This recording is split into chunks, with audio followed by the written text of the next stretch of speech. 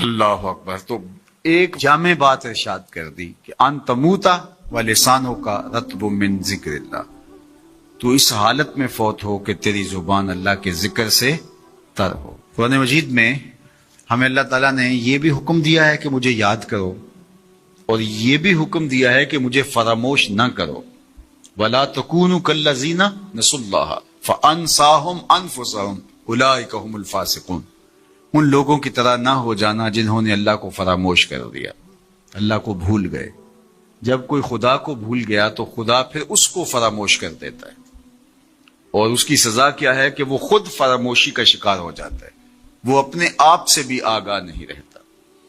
تو ہمیں جو حکم دیا گیا وہ ہے اللہ کو یاد کرنے کا. تو یاد کرنے کا ایک مفہوم یہ ہے کہ اللہ جل شانہ کی اطاعت کی جائے، اس کی فرما برداری کی جائے، اس کے احکام پر عمل پیرا ہوا جائے، نہ یہ ہے کہ اس کے احکام کو فراموش کر دیا جائے.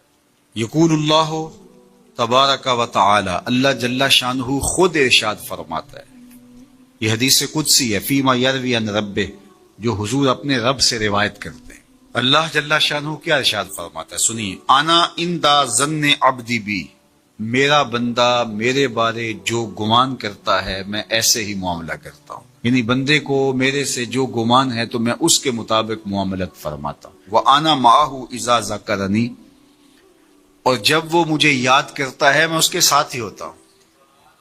جب میرا بندہ مجھے یاد کرتا ہے تو میں اس کے ساتھ ہوتا ہوں. فَإِذَا ذَكَرَنِي فِي نَفْسِهِ ذَكَرْتُهُ فِي نَفْسِي، جب وہ مجھے اپنے دل میں یاد کرتا ہے تو میں بھی اسے اکیلے یاد کرتا ہوں. کتنی بڑی بات ہے کہ کسی کو رب یاد کرے. اللہ اکبر. کہا جب وہ اکیلے مجھے یاد کرتا ہے تو میں بھی اس کو اکیلے یاد کرتا ہوں.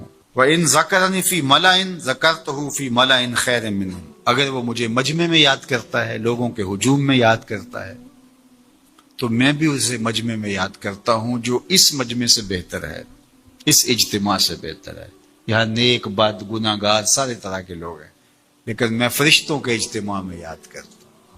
اللہ اکبر. کیا منظر ہوتا ہوگا کہ جب اللہ فرشتوں میں کسی بندے کو یاد فرما رہا ہو. اللہ اکبر. اور ایک حدیث میں جو ہے وہ اس کے پھر آگے لفظ جو ہے یہ ہے، میرا بندہ میری طرف اگر ایک بالشت چل کے آتا ہے تو میں ایک ذرا آتا ہوں، اور میرا بندہ میری طرف اگر ایک قدم آتا ہے 70 قدم آتا ہوں.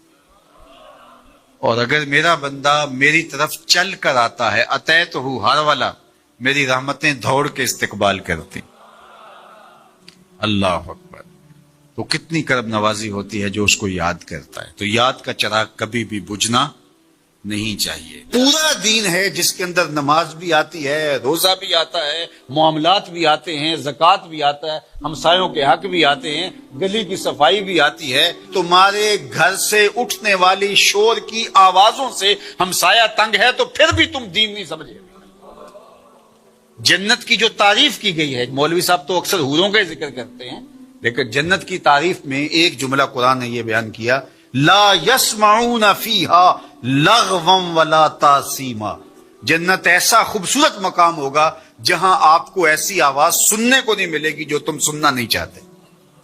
یہ ہے جنت. جو تمہاری طبیعت پہ شاک ہو، تمہارے کانوں پہ بوجھ ہو، تمہاری سماعتوں کے اوپر گراں گزرے، تو جنت میں تمہیں وہ بھی سننے کے لیے نہیں ملے. تو میں اپنے مبلغین سے خطباء سے کہتا ہوں کہ فل ساؤنڈ کیا ہوا ہو اور ایکو بھی اس کی فل کی ہوئی ہو اور چھوٹا سا کمرہ ہو اور آپ آگے منہ رکھ کے زور زور سے بول رہے ہیں اور لوگوں کے دل ڈول رہے ہیں اور آپ سمجھتے ہیں یہ تبلیغ کر رہے ہیں. یہ تبلیغ نہیں، یہ بدتمیزی کر رہے ہیں. اللہ نے قرآن میں بولنے کا بھی سلیقہ سکھایا. کہا کہ تمہاری آواز بہت بلند نہیں ہونی چاہیے. بدترین آواز فرمایا گدھے کی آواز ہے، وہ چیختا ہے، چلاتا ہے. تو کبھی ضرورت کے تحت آپ بلند بولے تو وہ امر آخر ہے.